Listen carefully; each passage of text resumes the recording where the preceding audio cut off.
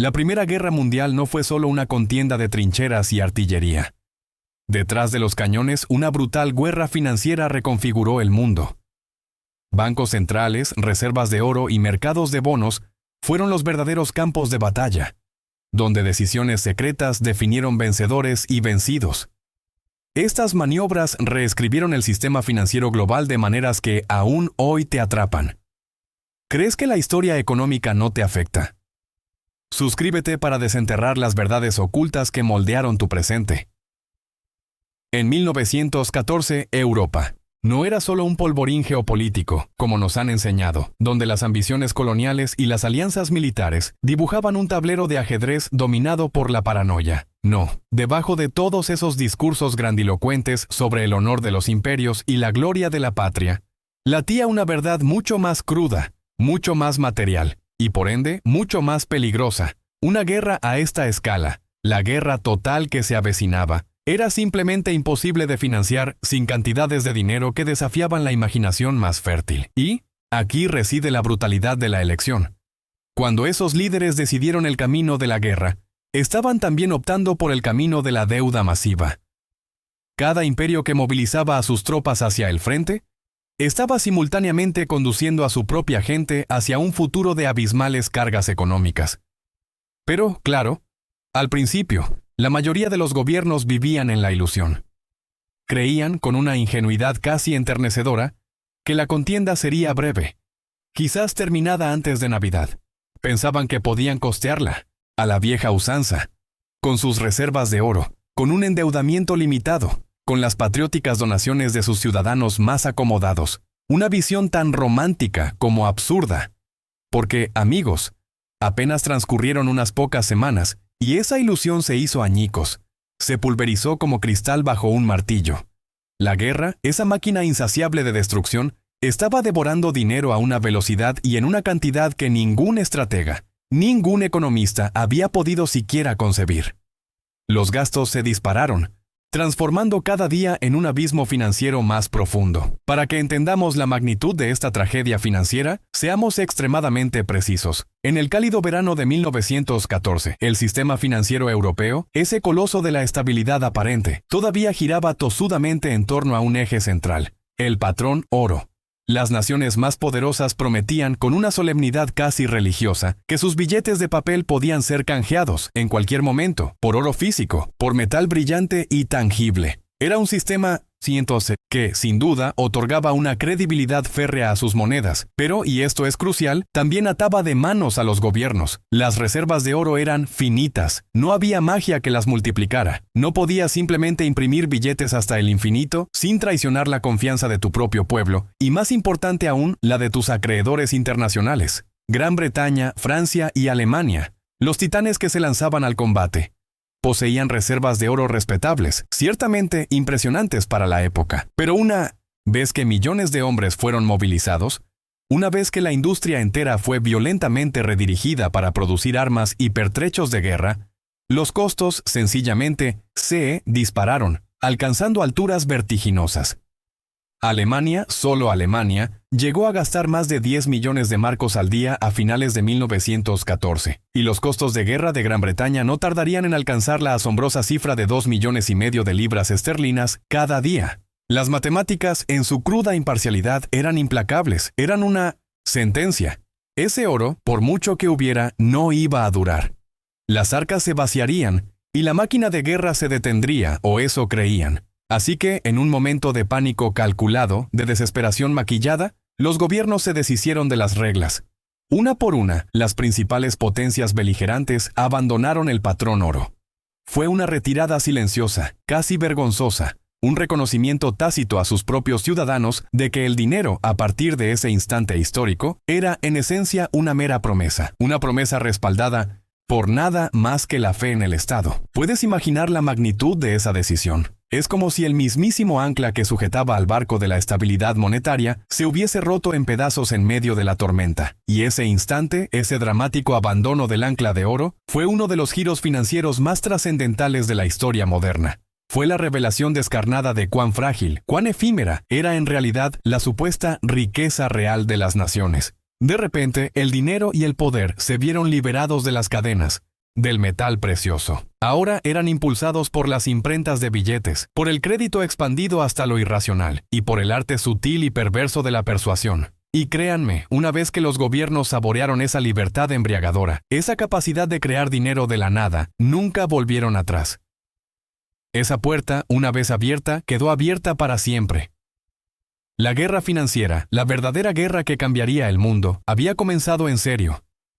Para Alemania, la situación era particularmente desesperada. Aislada de los vitales mercados de capitales globales y sofocada por el brutal bloqueo naval de la Royal Navy británica, la única opción viable era el endeudamiento interno. Berlín lanzó, con una furia y una energía casi febriles, campañas masivas de bonos de guerra. Apelaban al patriotismo más visceral, a la fibra más profunda de la identidad nacional, instando, casi implorando, a los ciudadanos comunes a verter sus ahorros, los frutos de años de trabajo y sacrificio, en esos préstamos de guerra. La propaganda era inmoldeable, omnipresente, implacable. Carteles que mostraban soldados heroicos con miradas firmes y resueltas, familias enteras siendo exhortadas a sacrificar cada lujo, cada pequeño placer, por la supervivencia de la patria. Y por supuesto, las promesas constantes, las promesas de oro, de que los inversores serían reembolsados hasta el último céntimo, con generosos intereses, una vez que la victoria fuese suya. La confianza era una divisa tan importante como el marco. En total, Alemania logró recaudar más de 100.000 millones de marcos de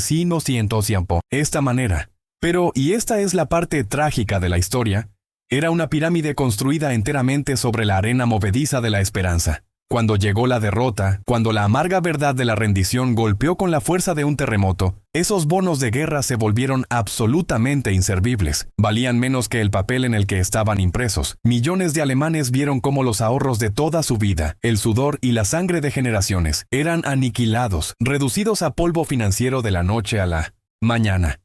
Y esa amargura, esa traición económica, se convirtió en un terreno peligrosamente fértil para el extremismo que florecería en las décadas siguientes, un extremismo que cambiaría el curso de la historia. La historia económica, amigos, siempre deja cicatrices profundas e indelebles. Gran Bretaña, en marcado contraste, poseía una ventaja inmensa, casi invencible. La ciudad de Londres, su corazón financiero, era en aquel entonces el epicentro del mundo. La libra esterlina gozaba de una confianza casi universal y las intrincadas redes financieras británicas se extendían por cada rincón del planeta. Al principio, el gobierno recurrió a préstamos a corto plazo, a bonos del tesoro y a los ya conocidos llamamientos patrióticos. Pero muy pronto, y esto es clave, la mirada británica se posó en las reservas de crédito más profundas y vastas del mundo. Se giró con una mezcla de pragmatismo y necesidad hacia los Estados Unidos. En 1914, América era oficialmente neutral, pero sus banqueros, esos halcones silenciosos, no solo olfateaban el humo de la pólvora, también percibían el dulzón aroma de la oportunidad. Firmas colosales como JP Morgan & Co. no tardaron en convertirse en el cordón umbilical financiero que mantenía con vida a Gran Bretaña y Francia. No era solo cuestión de préstamos. Estos gigantes de Wall Street organizaban vastos préstamos, gestionaban la compra masiva de armas, de alimentos, de materias primas que eran absolutamente vitales para el esfuerzo de guerra aliado. Cuando en 1917 Estados Unidos finalmente entró en la guerra, Wall Street ya llevaba años financiando la causa aliada. No nos equivoquemos. Esto no era caridad, no. Esto era poder en estado puro, poder ejercido desde los cómodos sillones de los despachos más lujosos. Los banqueros estadounidenses ganaron millones en comisiones, amasando fortunas obscenas mientras los jóvenes morían en las trincheras. Y Estados Unidos, el país que había sido un deudor antes de la contienda, emergió de la guerra transformado, de deudor a acreedor, de un seguidor financiero a un líder global. Si alguna vez te has preguntado cómo el siglo XX se convirtió en el siglo americano, aquí tienes la respuesta. No en los campos de batalla europeos, sino en los fríos, calculadores libros de contabilidad de Wall Street. En las sumas y restas de la alta finanza. Francia, por su parte, enfrentaba sus propios dilemas. Ya estaba debilitada por los exorbitantes costos de construir sus defensas después de la humillación de la guerra franco-prusiana, y cicatrizada por el recuerdo de esa derrota. Como era de esperar, dependió enormemente de los préstamos, tanto internos como internacionales. Los ciudadanos franceses, conocidos desde siempre por su prudencia y su amor por el ahorro, fueron persuadidos a través de una intensa campaña de propaganda de comprar bonos del gobierno. Pero, al igual que Gran Bretaña, gran parte de la financiación más profunda, la sangre vital para seguir luchando, provino de más allá del Atlántico. Francia, como su aliada, se volvió crecientemente dependiente del capital estadounidense. Y esta dependencia, mis amigos, moldearía profundamente la política después de la guerra. Cuando la sombra gigantesca de las deudas se cernió sobre Europa, y el reembolso se convirtió en una fuente constante de tensión, de resentimiento latente.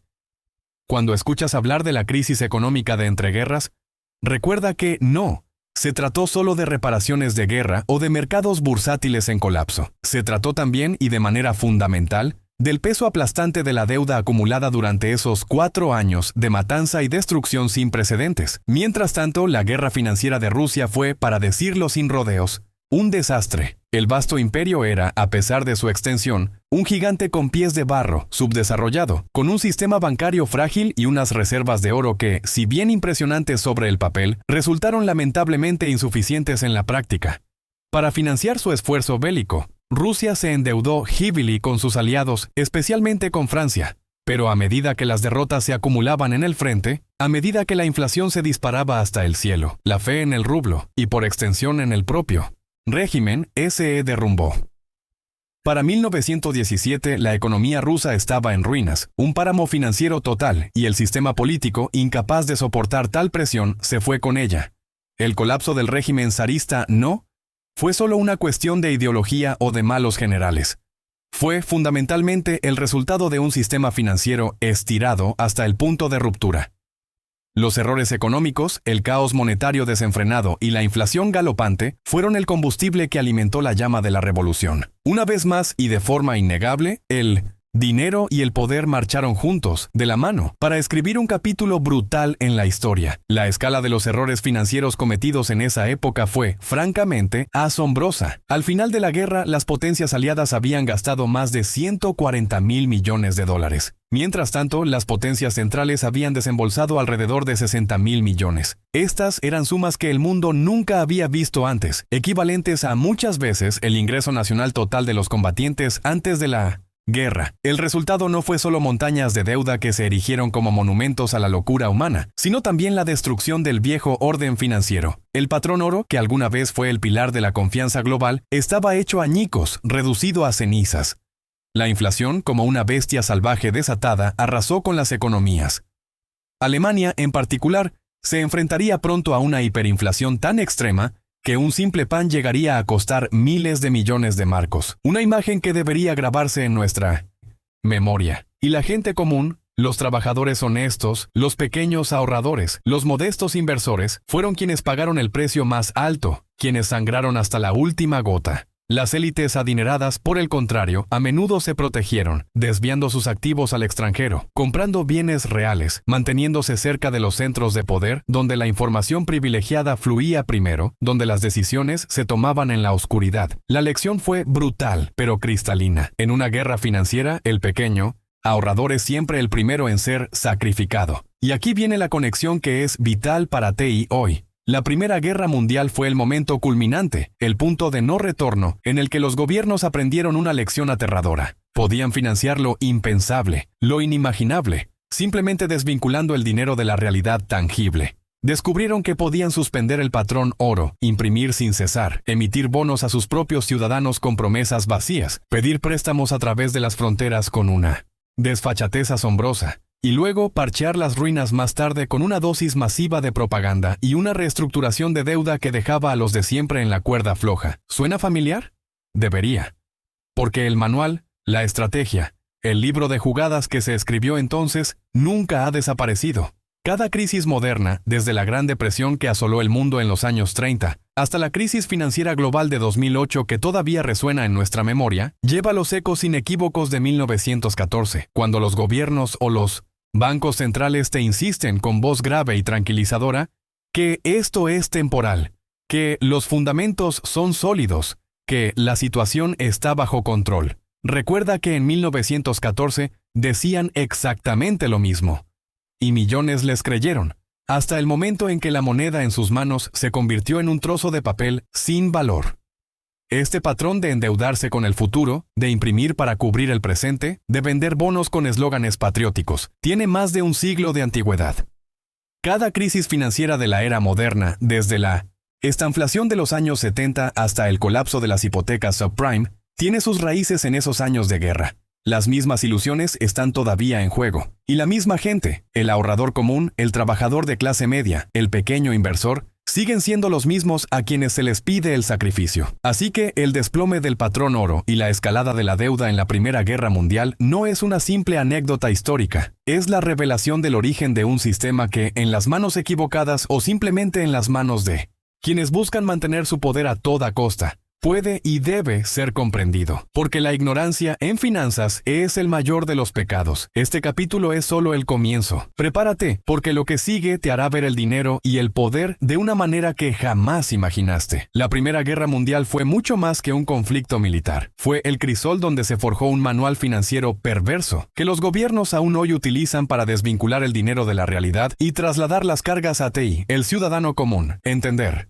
Esta batalla oculta es fundamental para resguardar tu porvenir económico. Si esta reveladora historia ha transformado tu perspectiva, comenta abajo tus reflexiones. Tu visión es clave para desentrañar los intrincados patrones que la historia constantemente nos ofrece.